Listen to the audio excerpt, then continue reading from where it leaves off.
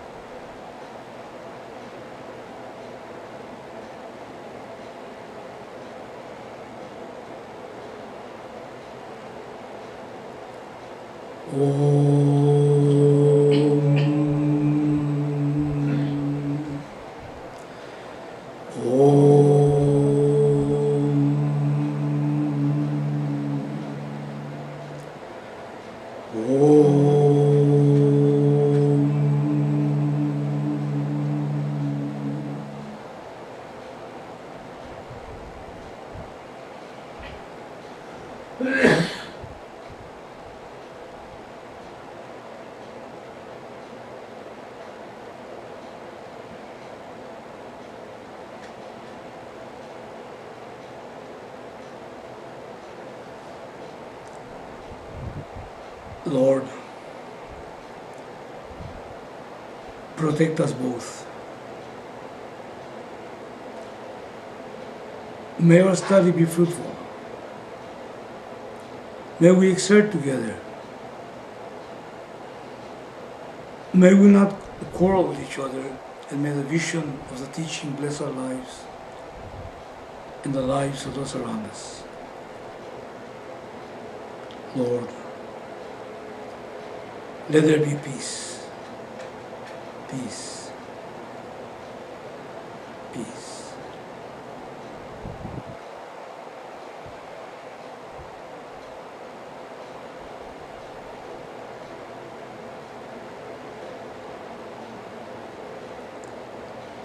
Om Sahana Bhavatu Sahanau Bhunaktu Saha Viryam Karavavahai Tejasvinavaditamastu Ma Vidvishavahai. Om Shanti Shanti Shanti.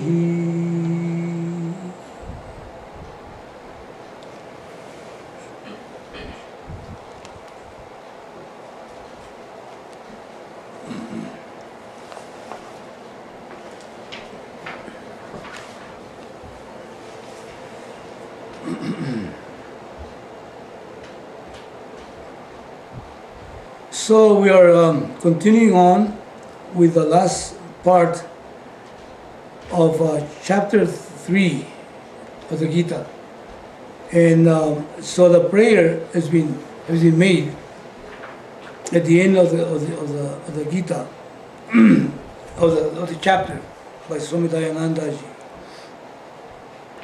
and then he starts explaining the meaning of Om. We saw that last week, and he says that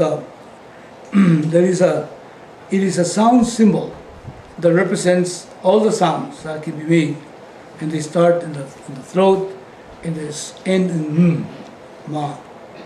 Now, and this sound symbol has been actually been loaded as a symbol to the entire creation. That which is the beginning and the end of creation. As a matter of fact, that was there before the creation, that is there during the creation or manifestation, and that will remains at the end of the creation.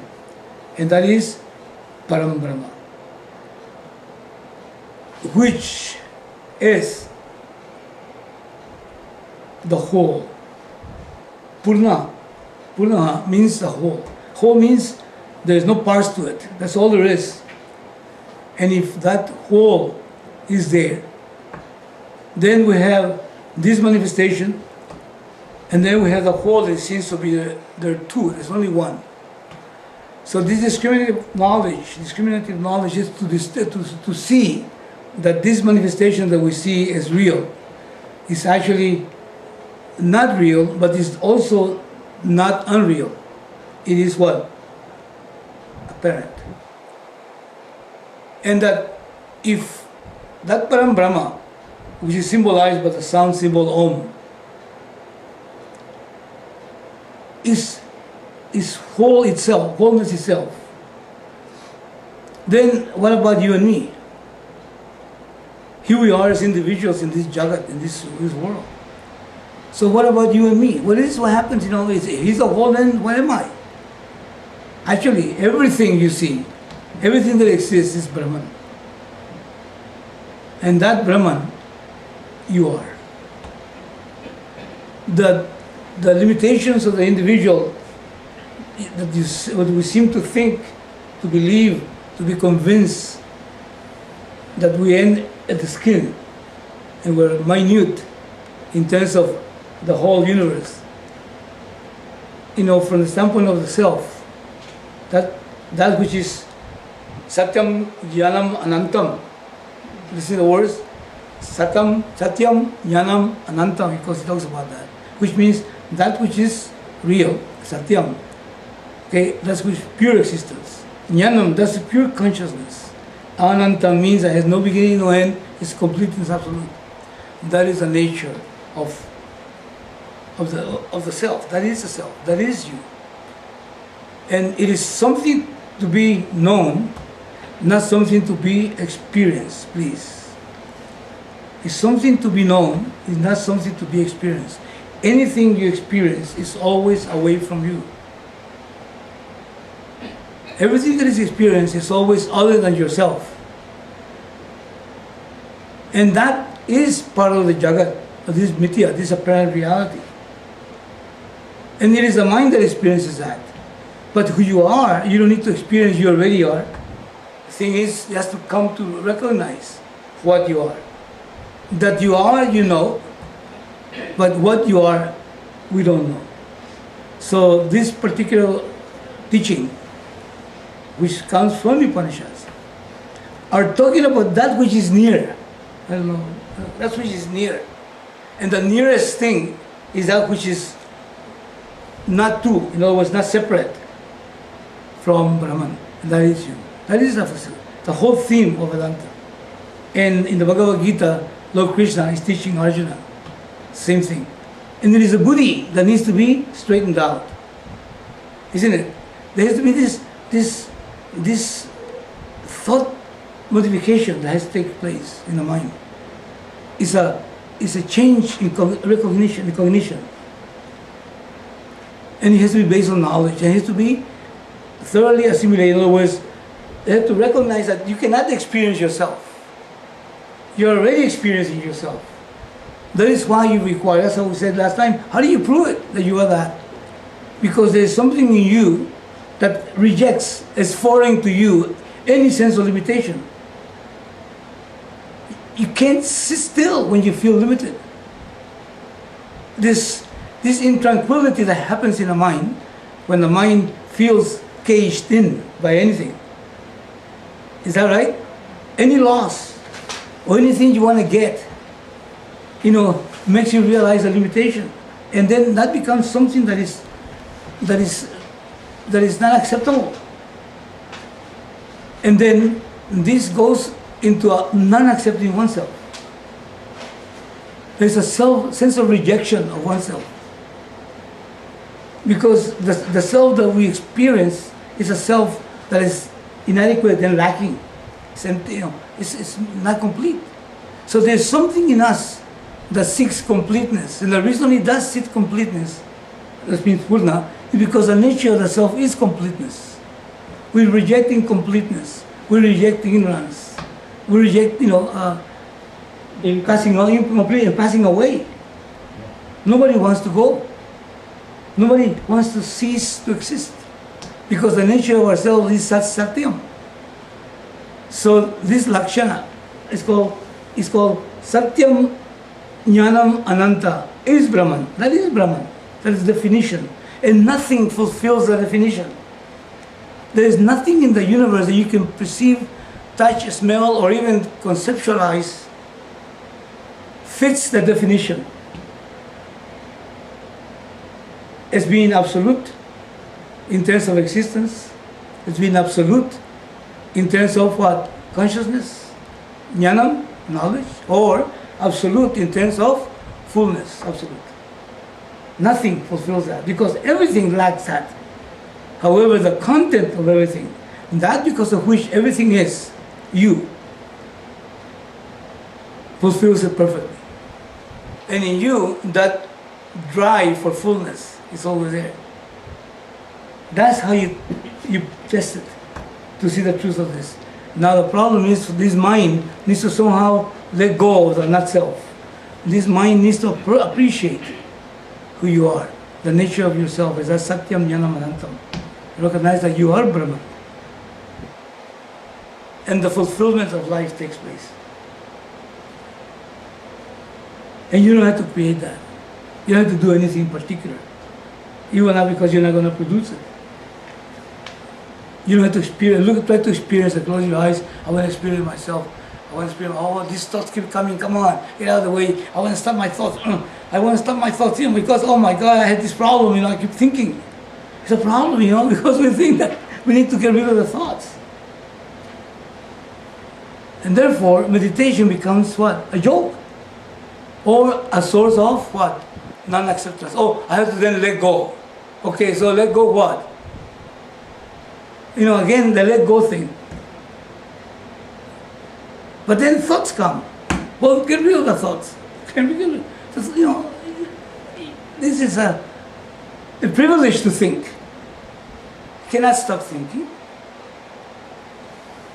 And then even if I commit suicide, maybe I'm going to continue thinking because this subtle body is still there, which is conformed of thoughts, feelings, the concepts. And this is the one that, quote unquote, transmigrates. And that's also thoughts. Now even though now you committed suicide, you're still thinking because you are thoughts. You identify with the thoughts. So you cannot stop thinking. The thoughts are not a problem. You just understand that the thoughts are nama rupa plus awareness, which is satyam jnanam anantam. It is a content. In every thought, the mind itself is that. And then you see yourself in it. That's what this Om is, the meaning of it. Remember we talked about that last week. Now we put another meaning to it. You said, meaning what sense? Is it dictionary meaning? Is it explanation meaning? No. What it means to you to know that you are that. What it means to you. If a person sees what this means, in terms of understanding the explanation of it, but then says, wait, what is it to me? So what? What does it mean to me? What is that meaning to me? And I make the example, I said, look, if I say yes, became the winner of a $50 million tax-free, that means something to you. You're not concerned about the words, you're concerned about the content of the words, what they indicate. So in that regard, we also see the meaning of Om. What does it mean to me? And that is something that has to be looked upon. It's very easy to say what $50 million will do. Isn't it? That's simple, it seems. Well, actually, it's also simple. If I let myself, it's just simple to recognize that this guy that has only a few weekends left over, he's not that. I'm not that. Now that is meaningful. My mind will pick it up. Because we tend to judge ourselves by the shape and the time and all that kind of stuff. By the achievements and non-achievements and all this. And you start finding out that the nature of yourself, there's no problem at all. And as Lord Krishna tells Arjuna in the second chapter of the Gita, before he unfolds this, he says, your suffering is no reason to be. It's what? Illegitimate. Why? Because you are addressing a self which is not the self. You're addressing that which seems to be the self, which ultimately is a self, but born out of ignorance. That's the content of the Bhagavad Gita. So anyway, so we saw that last week. Okay, now let's go on. Let's go on. I'm going to read the previous paragraph. Given that the Lord is the Lord of everything, His name should be Om.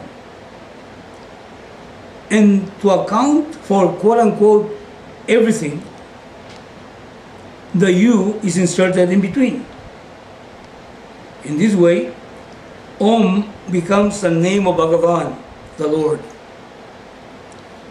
Also, each of these three letters has been loaded by the Shastra to stand for the whole.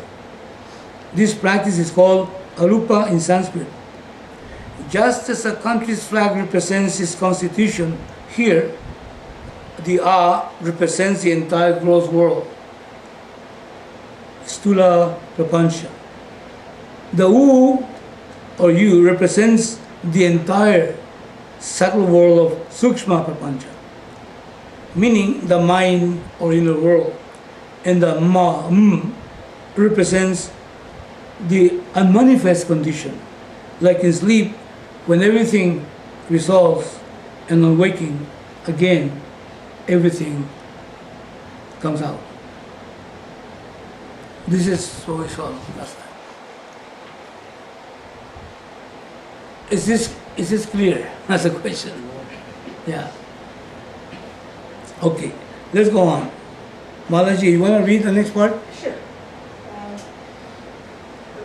Which one? The next one? In this way, In this way, Om stands for the entire of cause and effects, which is nothing but Brahman. That Brahman Om, that's Lord alone. Is Satyam, Sat, and everything else is Nitya, depending upon the Lord. Therefore, the expression Om, Tat, Sat is a general conclusion. Having said a lot of things, the conclusion is Om Tat Sat, meaning that after all is said and done, Satya love is. Okay. Is this is a little bit convoluted? Is it clear what it says right here? What is he saying?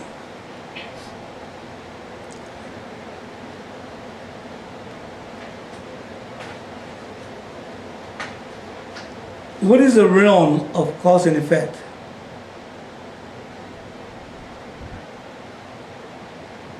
What is the realm of cause and effect? Brahman, Om. No. In Om, in Brahman, there is no cause and effect. Realm means what? Realm. The whole body. The realm means what? Like a sphere or the place or the loka. Yeah. Isn't it? That's what it means. Where is the realm? Where is the place? Where does this cause and effect take place? What is this realm? What is this domain? Is that right? What is this domain? The self. What? The self. No. In the self, which is Brahman, there is no cause and effect. In the mind. The realm of cause and effect is Jagat, this universe. So, what is he saying about that Om? It stands for the entire realm of cause and effect. Meaning what? The content of the place where everything changes. Where there is this cause and effect situation. Okay, look at this. Now let's make an example. Give me an example of that on something material that is manifested here that we can see. Whose realm is that Om, which is Satyam. Look at the table. So, wool. Yeah, that's right. The carpet, the rug. Isn't it? There's colors, there's designs, there's size, there's function, isn't it? There is beauty. There's all these things. There's warmth, isn't it? All these things available. Okay, here, what is Om for it? Wool. The wool. That's correct. So then he says, so in this way, Om then stands for the entire realm of cause and effect. Now, look at this, please. Watch. Now, we talk about the Jagat, or about the universe in academic terms, the universe, we say. Whatever we can consider the universe. The smallest and the biggest. Microcosm and macrocosm. Where are you? Are you included in this whole thing? Are you included in that realm? Yeah. You want to bet? Yeah. So what is, look at this. What is it saying right here? That Om stands for you.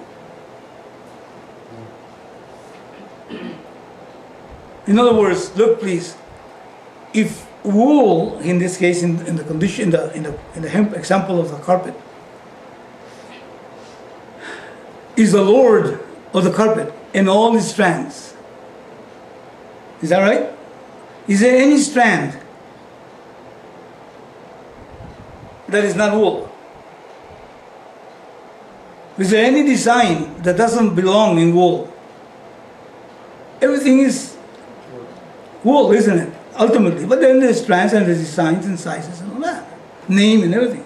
Nama, Rupa, name and form. Now watch. Here we have a whole bunch of names and forms. You and me. So then Om stands for you and me also. In other words, the content of myself, the truth of myself. It's called the Lord. Like wool is the Lord of the carpet. And all these shapes and forms and everything, isn't it? Well, Lord means that it pervades. Is that correct? Lord in that respect. The law of the rug and the wool, makes the strands be. And the law of the wool allows the design to happen. It is the Lord in a sense. Is that correct?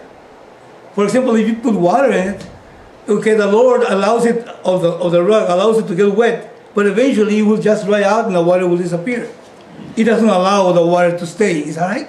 However, you put some kind of stain, and that allows the Lord of the rug, which is what? Wool, allows it to stay. So the design. It allows it to be designed, allows it to be woven. The wool, that's its nature. So in the same way, Brahman, this Satam Yanamanantam Brahman, that allows the entire universe to manifest.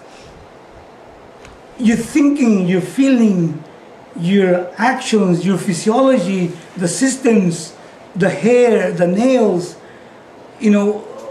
what you consider yourself, all this stuff, including the mistakes, happen, what? In Om. In other words, ultimately, they're all nothing but Om. All of those things I just mentioned are incidental. Is that correct? Mm-hmm. They're all incidental. There's only one thing which is transcendental. Transcendental meaning that is true. Om. Which means the Lord. The Lord of everything. From which everything comes out, upon which everything exists, and to what everything results. This is just this one little line. It says, in this way, Om stands for the entire realm of cause and effect. Do you see cause and effect in you? Do you? Do you see cause and effect in you? Cause and effect. Can you see that? Tell me one example of cause and effect.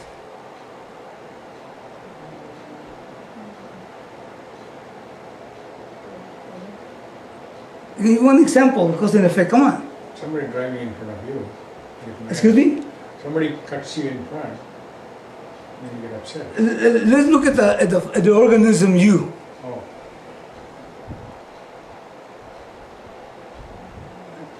Come on, give me an example of cause and effect. So, come on. Your birth? You birth. One day, you're here. Why? Because you were born. Your birth. Then, when you were born, was a cause and effect there? Yes. The laws of cause and effect made it possible for that one cell, to be able to impregnate another cell, cause and effect, and then a creature was created. And then that creature, because of the cause and effect laws, started multiplying into a whole bunch of cells.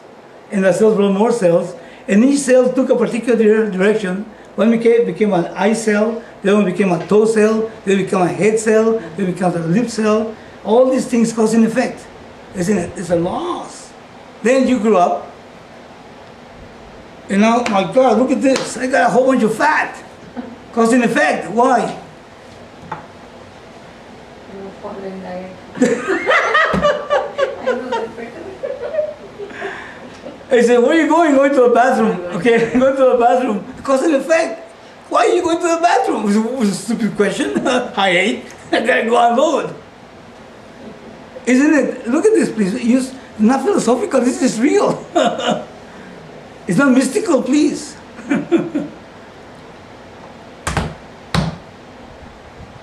So the word Om, it stands for the realm of cause and effect, just like wool stands for the realm of wool and of carpet and design. It's cause and effect.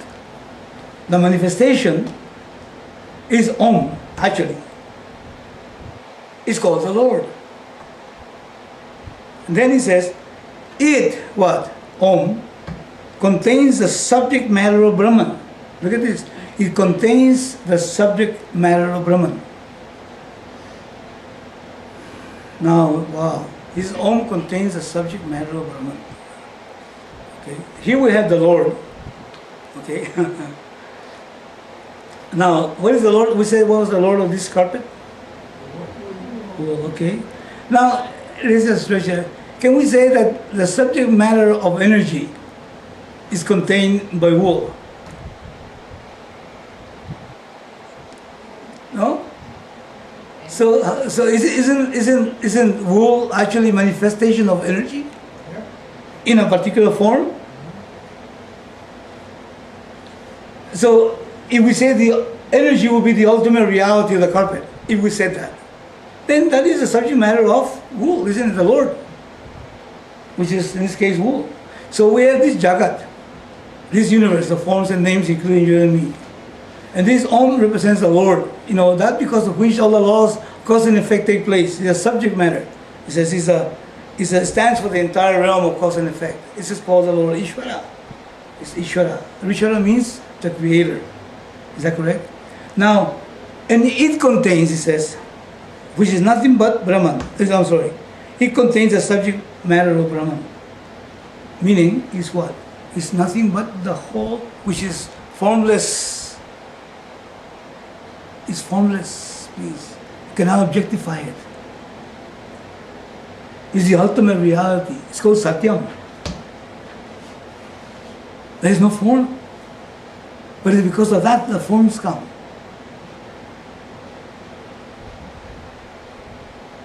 See, we can read through it quickly.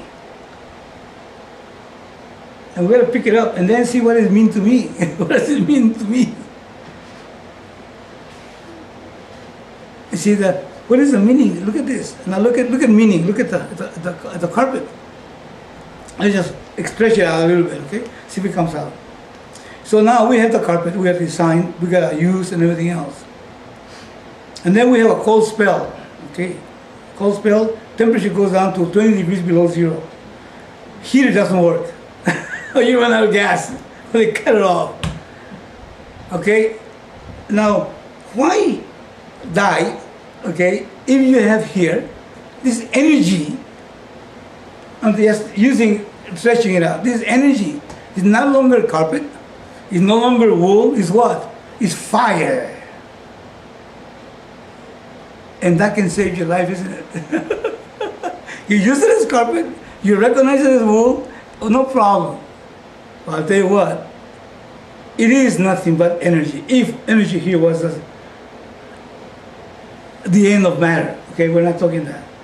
I'm just making that as an analogy. So that would mean a lot. If I give you a piece of metal, it will not be the same thing. Because even though its energy doesn't create a flame, it will not save you, but that thing will save you. Knowledge of the self, that which is Brahman. Okay, listen please. is the ultimate reality that saves you from what? From death. Please. Saves you from old age. Please. Saves you from unhappiness. Please. Because death, ignorance, and happiness are completely contrary to the nature of Brahman. Brahman is Satyam, Jnanam, Anantam, isn't it? Which is that which is absolute reality, absolute knowledge, and absolute fullness. So, recognizing that yourself, then there is no end to you. And the sense of inadequacy, incompleteness, and so on, disappears. You can still run about, but this, you don't give it the status of reality. You don't say either that it doesn't exist. But then you deal with it as something that is there because it appears to be there. It is not unreal, it is not real, but it's there. It's an order of reality whose content, the basis, is Brahman, yourself. So you see yourself everywhere in that respect.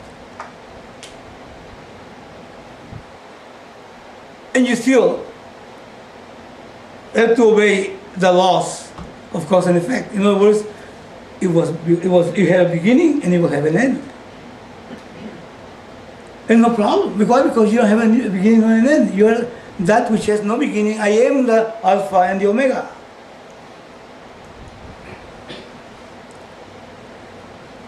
That is the meaning of it.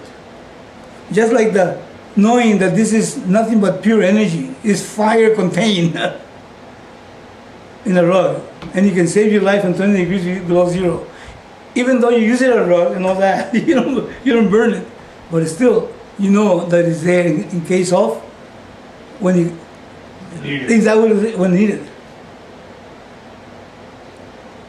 So to abide, for the mind to abide in this knowledge, for the mind to get it, it makes all the difference in the world. And the guy still goes around the same way as before.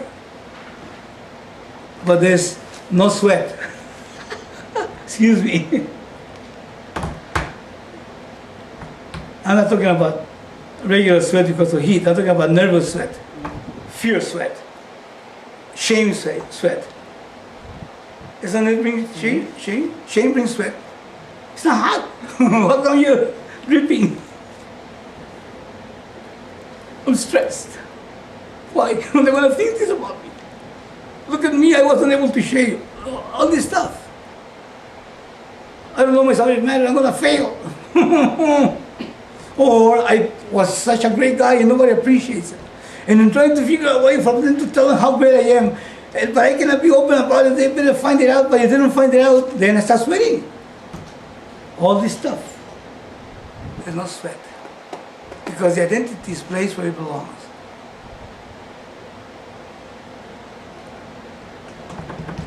That's what it means.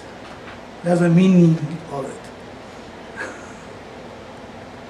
It's not something that you say, oh, I see, so there are three words, means this, and and therefore, because it comes from here, it has nothing to do with that. And then you have to pronounce it in a particular way. I don't know about music, but it's a musical thing about it. And when you chant that, then you make the universe vibrate, and a whole bunch of hogwash. It might vibrate, no problem. Well, my God, you vibrate, that's a problem. See, they take it as a magical thing. Like if you get married by the church, your marriage will be good. Just because you went and took the vows in front of an altar, that means that the marriage will work. Heck, it has nothing to do with it. Or because I have my child, he's my son, he's going to be a good boy, he's going to take care of me. Forget it. There's no guarantee of that. Yeah, well, he's your son, isn't it? Oh yeah, but still, you don't know where his mind is going to go to. Well, I bore him. Well, so what? So in the same way, what good does it do to be able to chant Om perfectly? To know exactly philosophically what it means, what it stands for, and so on, all this stuff. To be able to rattle this whole thing. If it doesn't mean anything to me. That's the point of meaning. Okay? We're going to go more into that. Is there any question on this?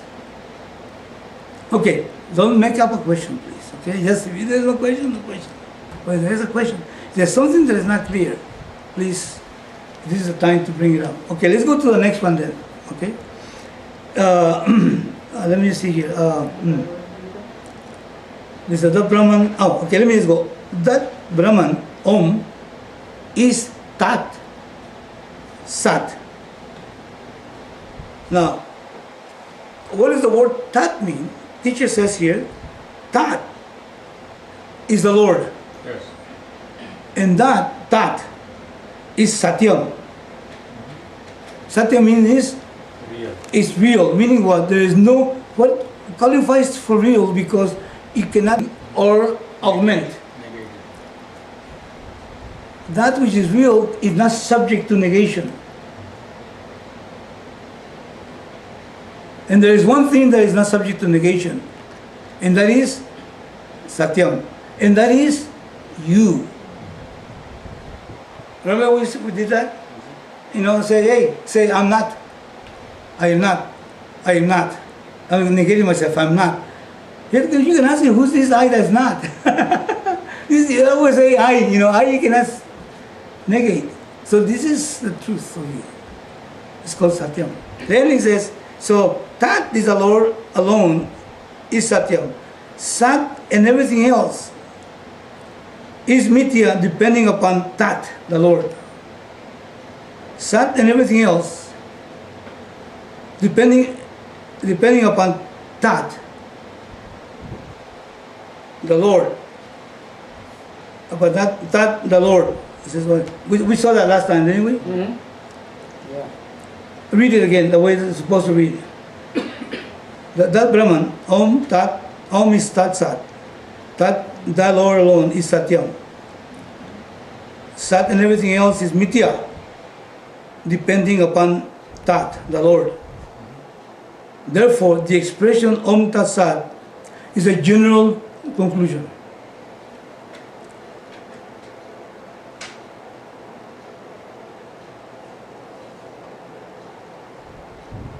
Any question marks in the head?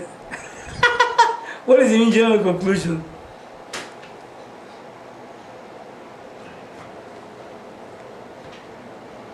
It says, having said a lot of things, the conclusion is Om Tat Sat. That's the conclusion. Meaning, after all is said and done, Satya alone is. Remember we said some time ago, how many gods are there? How many? How many gods? Gods, G-O-D. One, no. Only. God. Only God is. There is nothing else but God. So that is Satyam. The reality is God. And God is the reality. And there is not two, there is just one. Now watch this. And nothing else. There's not many gods, there's not even one God. There's just God alone is. That's all there is. That's Satyam is the only thing. Okay, see you here. There's many rugs, many designs, many strands. Okay?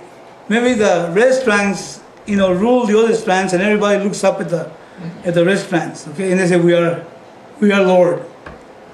Now the blue strands say, hey, wait a minute, I am Lord. And so these people believe in the blue strands. Now there's another God. Okay? Now there's another one over there which is yellow. And they say, well, I am God. I said, okay, so we worship that guy which is a yellow God. Whole bunch of gods. I'm talking about the rug. Different colors, okay? So and you know what? They really are, all of them, all the ones that say they are God, they're referring to the shape and the color and the design. They're missing the point that regardless of the color, regardless of the shape, regardless of the design, in fact, there's only what? God. Meaning what? There's only wool. There's not just one God. I am the only God. No, He's the only God. No, that is no. It's only one God. Actually, not one God. There's just God, which means there's only wool. Wool is the mother and father, father of the entire rod. Is that correct? So that's all there is. Now, they might have different shapes. They might stand in different parts of the rod. But wherever you stand as wool, you maybe one strand is bigger than the others, fatter than the other ones, more powerful than the other ones. So what? So wool. Of course, if people are hung up on the shape because of doctrines and all that kind of stuff, then we be, well, this is my God. Well, I don't like you, God, I like my God better. And so on. But ultimately, there's not many gods, there's not one God, there is only God. That's all there is. And all the other ones are incidental. The whole thing is incidental. Just give the rug to a cat. Let a couple of cats loose in this rug and come back a week later to see what's left on it. Just wool. In that respect. There's only wool. So that is a conclusion. There is a conclusion that's all there is. He said, having said a lot of things, the conclusion is Om Tat Sat, meaning, after all is said and done, Satya alone is, the truth alone is. Very good. You want to continue reading? Sure. The Bhagavad Gita, which has the status of Buddhism, contains the subject matter of Brahman. The knowledge of Brahma Vidya is simple. You are that Tattva-masi. The Gita is also Yoga Shastra dealing with attitudes and values with reference to self-management, self-improvement, maturity, and so on, which is Karma Yoga. Even the rules of sannyasa come under Yoga Shastra since they are not in man. They're not jnana. Okay, let's just stop right here. All right. So, why does Bhagavad Gita has a status of an Upanishad? Why does the Bhagavad Gita has the status of an Upanishad?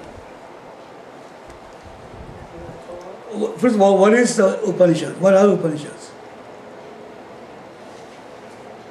Remember? First of all, where are they placed? And the basis, right? Is the basis. No, where are they placed in the Veda? Remember there's 4 Vedas? Yeah, Rig Veda. Okay. And then where in each place are the Upanishads placed? The location. The where?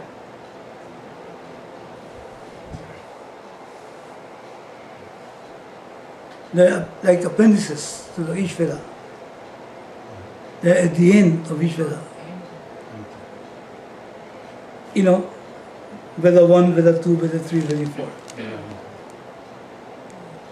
And when we said Vedas are divided in general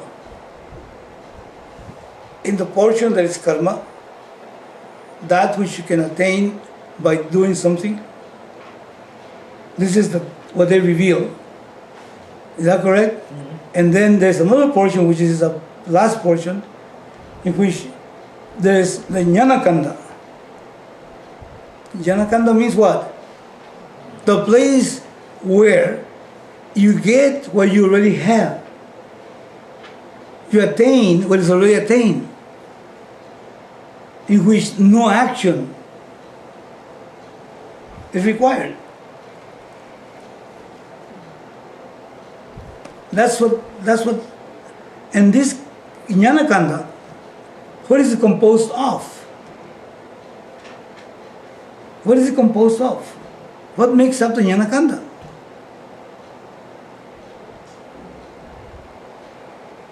remove the ignorance. No? What happens in the jnana kanda? What is there in there? What is in the jnana kanda? The dialogues, conversations.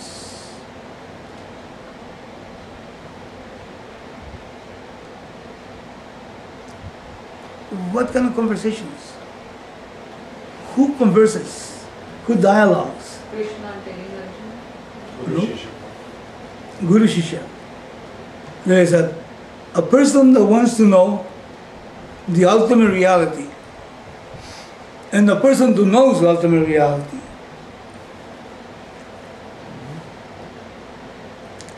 This person that wants to know the ultimate reality has reached a certain level of maturity, not in terms of chronological maturity, no teeth and all that kind of stuff, no hair. What kind of maturity is that? Jnana, ultimate reality. Emotion. Emotional maturity. And the person becomes a what? Because of that, he can follow things, but then he questions them. What is that? Why that? How come these rituals? How about this? How about that? So it becomes a seeker of knowledge. It's called, how do you call that in Sanskrit? Jignasu. And he wants to know. And he comes to a teacher that knows. So then, and these guys meet.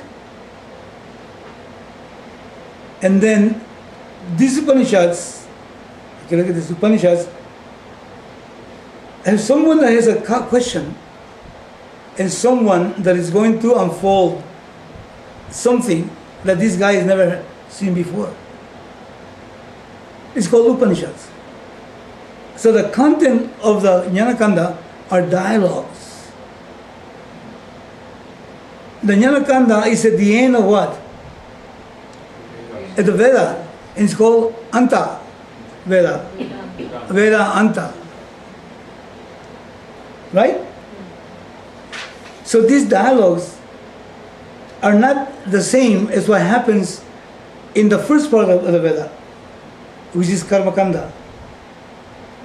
Here the teacher doesn't tell the person to do something, to avoid something, behave this way, behave that way, burn so many candles and all that kind of stuff, break so many coconuts and all that stuff. He doesn't talk about something subjective, there's a heaven and there's heavens and this and that. He doesn't say that. He doesn't teach that stuff. Which is what is taught in the Karma Kanda part of the Veda. And you will reach it. And talking about reaching, by doing this, getting papa and punya. So karma produces papa, which is what? Demerits or merits, punya. There's nothing of that in the Karma Kanda. As a matter of fact, in the Jnana Kanda. As a matter of fact, this person has actually somehow, because of certain punya, is developed a mind that is developed, and not only a heart that is more mature. And he comes to the guru, this particular guru. He doesn't even know he's a guru. He has hopes that he is a guru. And this guru doesn't even know this really is a shishya. Shishya is a very high quality student. Isn't it? To be a shishya is not a small thing. So he doesn't even know this shishya is a shishya. This student or this guy is asking is really a shishya. So it depends on where it's coming from, what kind of questions. If you ask him, hey, what is this about the reincarnation? And last time, you know what? Go back and find a priest that can tell you that. But then he says, but it's in the context of self of who I am. Wait a minute. Then he'll work on that. Because in the Upanishad, the subject matter is what? Self-knowledge. That is the subject matter of the Upanishads. The subject matter of the Upanishads is self-knowledge that is unfolded by the presence of a student, a person that wants knowledge, and a teacher that has the knowledge. Of what? Knowledge of not of books, knowledge of yourself. knowledge, he's completely broken the riddle, as you call it, of life. So there is a guru. That's qualifies as a guru. Not only does he establish in the knowledge, he's dedicated 100% to that, but he's also a Kshatriya, a person that knows the means to be able to unfold his knowledge. He's the pramana. He knows how to handle the pramana. For the student that seeks the knowledge and that is ready for it, for the student to be able to see it. You know, some of you are engineers. I'll bet you that not all engineers can be teachers. Is that right? Or either engineers too. Huh? Can be engineers either. Right, they can be engineers either. But not all engineers can be teachers. Even though there are some engineers, of course they can teach. Because they know the methodology to be able to bring the knowledge forth so somebody else can pick it up. Those are just your teachers. So in the same way here, this particular knowledge, you have to know the methodology, which is called the Shastra. You have to be able to handle the Shastra. Because this knowledge is in the Shastra. Shastra means the scripture. So these Upanishads are dialogues that form different dialogues between teachers and students. Sometimes there is many teachers and many students, and sometimes there is one teacher and many students, and so on. And the Upanishads reveal that which is nearest to you, which is yourself. That's what it does. Now, however, Bhagavad Gita, we're talking about Bhagavad Gita. Bhagavad Gita has a status of an Upanishad because it's exactly the same subject matter as the Upanishads. In a different time, chronologically, in a different setup. Is that right? Completely different setup. Upanishads dialogues, these dialogues took place on a nice setting, in some hill out there, on some nice valley or some place beautiful out there, nice and quiet, where there was no distractions, and this teacher and student got together and so on. As a matter of fact, the Upanishads are not ascribed to a particular person. Upanishads, when the name they have, if there is a name of a person, it's because that is how the Upanishad starts. Actually, if an Upanishad starts with a sentence, then that short phrase becomes the name of the Upanishad. Do you know that? Mm-hmm. Yeah. Isavasya Upanishad is one. Kato Upanishad is another one. Prasna Upanishad is another one. And that's how the Upanishad starts, the dialogue. So, it is not ascribed to a person. In other words, the authority is not one person out there. It is a tradition that unfolds this vision. So the Bhagavad Gita, even though it is happening in a different place and in different conditions, in the middle of a war, the subject matter that Krishna is actually teaching, which is actually Vyasa, that is teaching with a voice, giving the voice to Krishna, is exactly the same.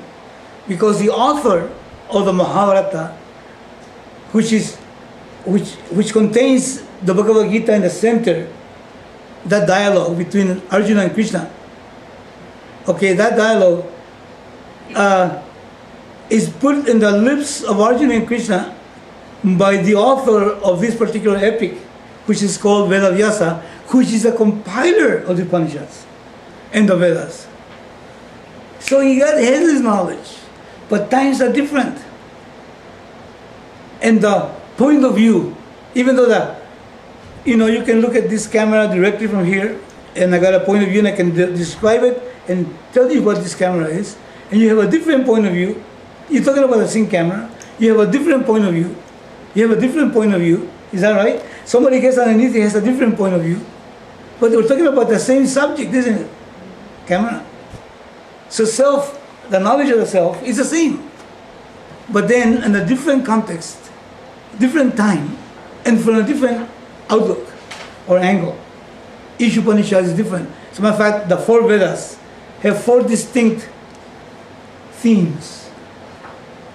themes, flavors, aromas, you can call that. It's in each one of the Vedas is different.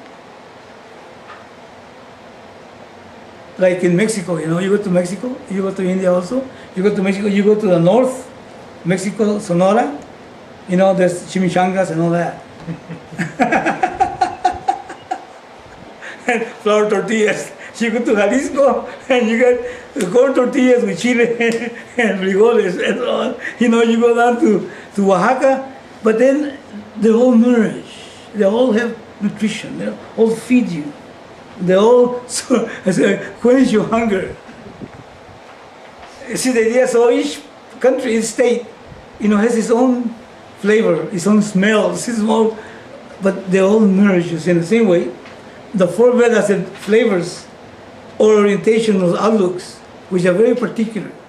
So the Upanishads are in a particular Veda, might have a different view from another Upanishad, from a different Veda. But they all have exactly the same vision, the vision of self. Well, the Bhagavad Gita contains the Upanishads. Now, and it unfolds that which needs to be known, the ultimate reality. Now watch. But it says here that it does not just teach jnana, but it also acts as a yoga shastra. Yoga shastra means what? It's part of the karmakanda. That's what you will find in the karmakanda. In other words, the means and ends in order to hone the personality of the person so he can mature to the level that he prepares himself for the knowledge to take place. Listen to this, I'm going to read it. The Bhagavad Gita, which is the status of an Upanishad, we can see now why, contains the subject matter of Brahman. Brahman means yourself, the whole. Now, the knowledge of Brahman, Brahma Vidya, is simply you are that. That's simply that. Tat Tvamasi. Now, the Gita is also Yoga Shastra, dealing, now look at this, with the attitudes and values. I'm not talking about the self here, because there is no attitudes and values in the self. You understand that? With attitudes and values, okay, with reference to self-management, self-control, self-improvement, with maturity, and so on, which is karma yoga. So then, what we're seeing now, then, that the Upanishads have part of that. In the Bhagavad Gita is that. That is what makes the great thing about the Gita. It is not just philosophical treatises that they just go beyond your mind, but they say, okay, tell you what, look at this. Now you don't see it, okay, fine, no problems. Tell you what, live in a particular way. Grow up. And how do you grow up? Who grows up? Well, the mind grows up. In what sense? So it deals with the mind. It deals with attitudes. It deals with seva. It deals with all kinds of stuff, which has to do with what? With mithya. But first, the Bhagavad Gita unfolds the nature of the self. You notice that if you take the Bhagavad Gita and you notice in the second chapter, that's where the Bhagavad Gita starts, where the teaching starts. Lord Krishna unfolds the nature of the self to Arjuna. And the rest of it are means by which the person can own up that. It's called Karma Yoga. And then he says something else. He says, even the rules of sannyasa. What is sannyasa? What does the word sannyasa mean? The person who has The practice Renunciation. renunciation. I said renunciate, the renunciation. Even the rules of sannyasa. And you say, what? We're talking about karma yoga, you're talking about a person that is functioning in the world and doing things with a wife and everything else. business and all that stuff, karma yoga.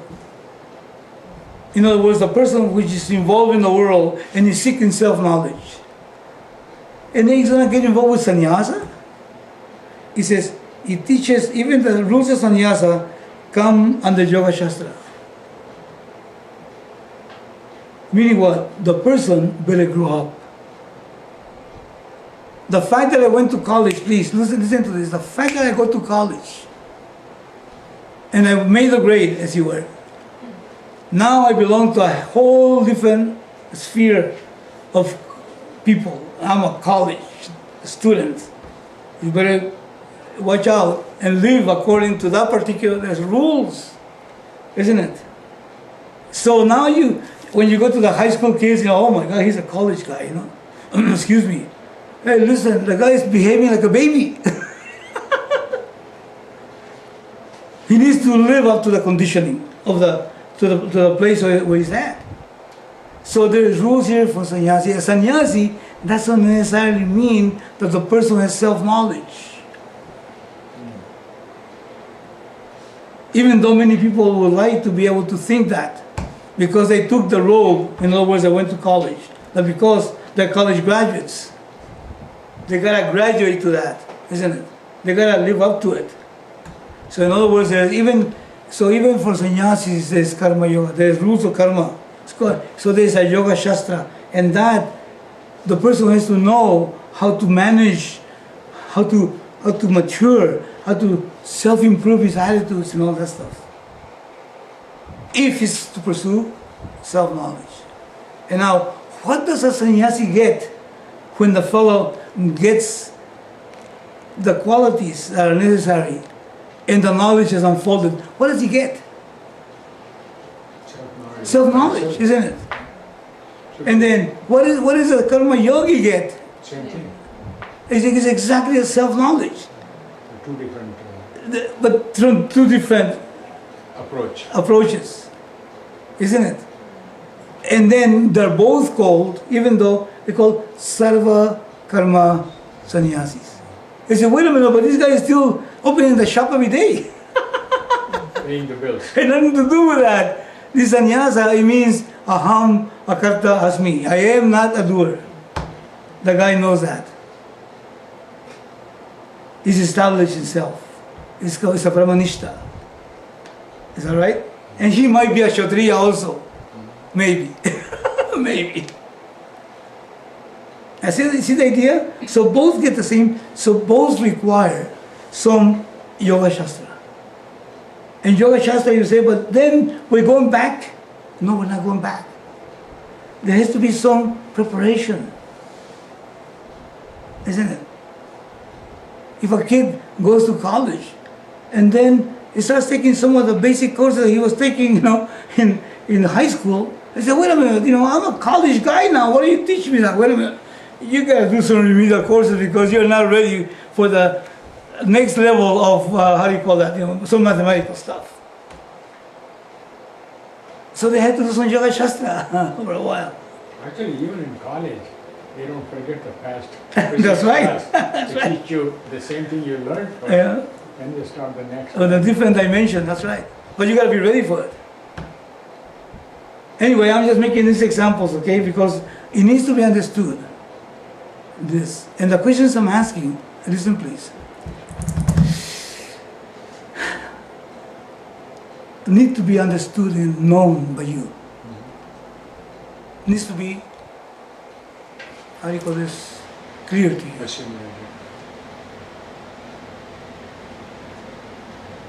Now, we're not in an environment in which we have ashram situation, and I see shishyas here. But you have your life.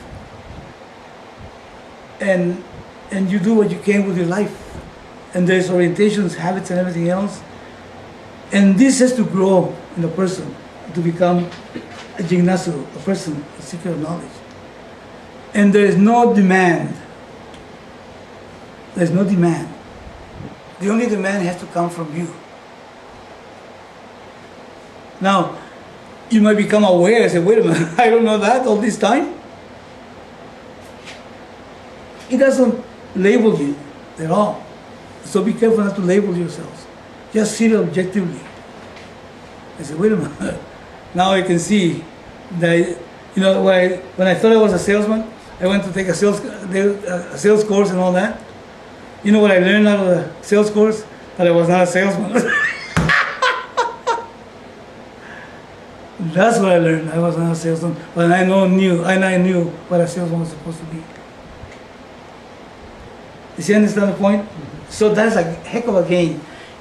When these questions are presented, because I'm asking questions which are directly, they should have been known by now, quote unquote. Because we talk about it all the time. There's no label to you at all. But hey, wait a minute, I should have known that. So it is your business.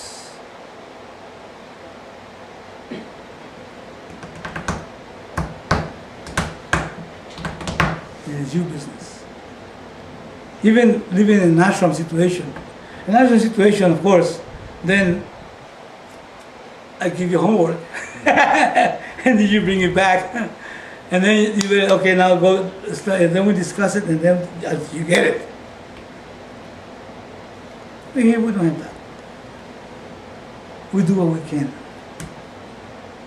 Besides that, even I myself as a person, I'm just a student like you guys are. The other thing is, I've been more exposed to this thing here. So you're not getting the top notch Swamiji here. But still you're getting something. Why? Because we have a guru here, which is a Shastra and the Bhagavad Gita and Swami Dayananda as a coach. Okay, I just want to direct this, and I'm talking to myself even. The challenge is full of me. I'm going to unfold this thing here. We cannot just read through. We cannot read through. We cannot read through. Isn't it? I was reading today about alarm systems. I have to buy an alarm for my house, some security. So I can just read through the pages and all that stuff. But it has to be meaningful. I have to really pay attention. Because I cannot just read through all the claims and this and that and all that stuff. And I have to come to a conclusion. And that conclusion is very based on understanding. Not just because I went through it. So that's it. It's got to be clear. And even then there's a chance of making a mistake. Getting the wrong people and all that. But even for that you have to be awake to the possibilities. So that's the thing about this knowledge. So it says, it qualifies as an Upanishad because the content is what? Is Brahman. And it is the same content of the Upanishads. And the Upanishads are those which are at the end of the Veda, and they are dialogues, which are called Jnanakanda, between a guru and a shishya. And the shishya is someone that is mature enough to be able to see what the teacher unfolds. And the subject matter is self-knowledge. And the Bhagavad Gita, is within the self with the Mahabharata. And the creator of the Mahabharata was who? Vedavyasa. And he is a compiler of the Vedas, including the Upanishads. So he knows this subject matter, and he creates this epic, and then creates a character called Krishna. And this dialogue between Arjuna and Krishna, and it unfolds exactly, in many occasions, some of the sentences that come out of Krishna, put there by Vedavyasa, are shamelessly taken from a particular Upanishad. So taking the Bhagavad Gita is like taking the Upanishads. So they say, oh my God, when are we going to get to the Upanishads? Listen, this is it. This is it. Oh, I want to take the Upanishads, heck.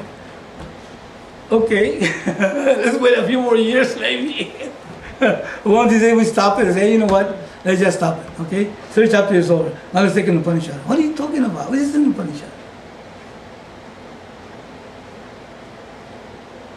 Remember what I told you one time what Swami Chimananda used to call this? He said, the Vedas are the cow. Then the Upanishads are the milk. And the Bhagavad Gita is the cream. yesterday. So when you're taking the cream, you're taking the milk, and you're actually taking part of the cow too. Don't worry about it. It is a cow. All right. Okay. Very good. Okay. So we're gonna get it. I'll leave it there. Okay. What do you know? Let's just leave it there. Unless you have any questions or comments.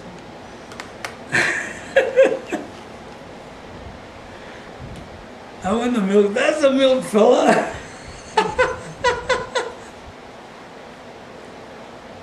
Good.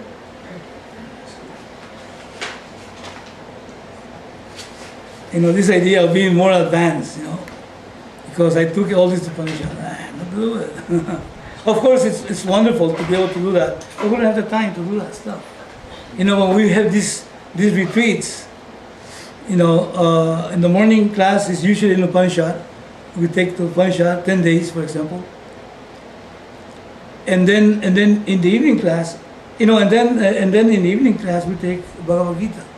As a matter of fact, in the course of the day, we take Upanishad, and then at night, Bhagavad Gita. Bhagavad Gita, you say, oh, poor people that come in the evening, they don't get to listen to the Upanishad. Wait a minute, talking about the same thing, my God. In different parts. Yeah, the guys that go in the morning and say, you guys, poor guys, you only get this Bhagavad Gita, you know, they're feeling proud. Put you down, huh? He said, I took the Upanishad, I know this Kato Upanishad, I know Gunachiketa, all this stuff. See, there's no such a thing, you know. Is that important to know? Is that important to understand this? Yeah, I think it is. Yeah, I think it is. Okay. So we're not being shortchanged, don't worry about it.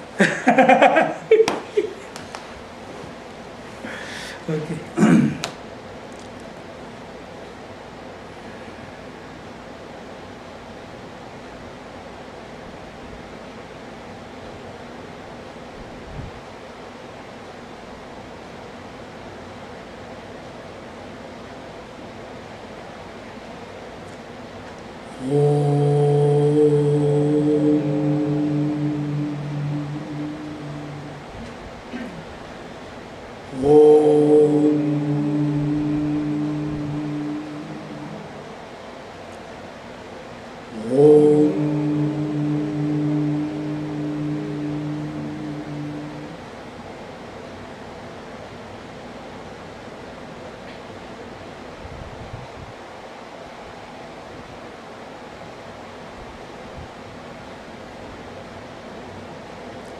Lord,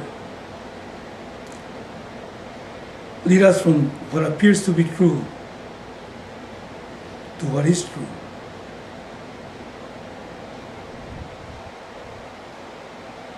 Lead us, Lord, from confusion into clarity. Lead us, Lord, from a sense of mortality to discover our immortality. Lord, that is cool. This is cool. From that whole, this whole became manifest. And if from that whole, this whole will disappear, what will remain will again only the whole.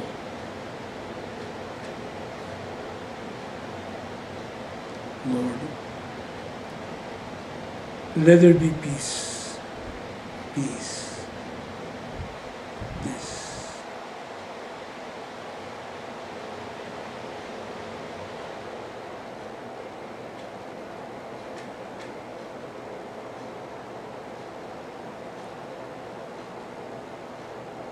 Om Asato Ma Sat Gamaya Tamaso Ma Jyotir Gamaya Mrityo Ma Amritam Gamaya Om Purnamadav Purnamidam Purnaat Purnamudashyate Purnasya Purnamadaya Purnameva Vashishyate Om Shanti Shanti Shanti.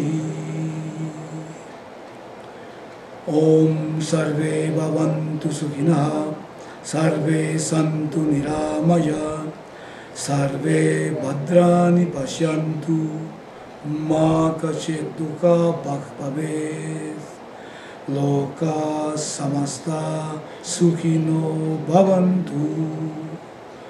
Om Shanti Shanti Shanti. Harihi Om Tat Sat Shri Guravyo Namaha. Harihi Om.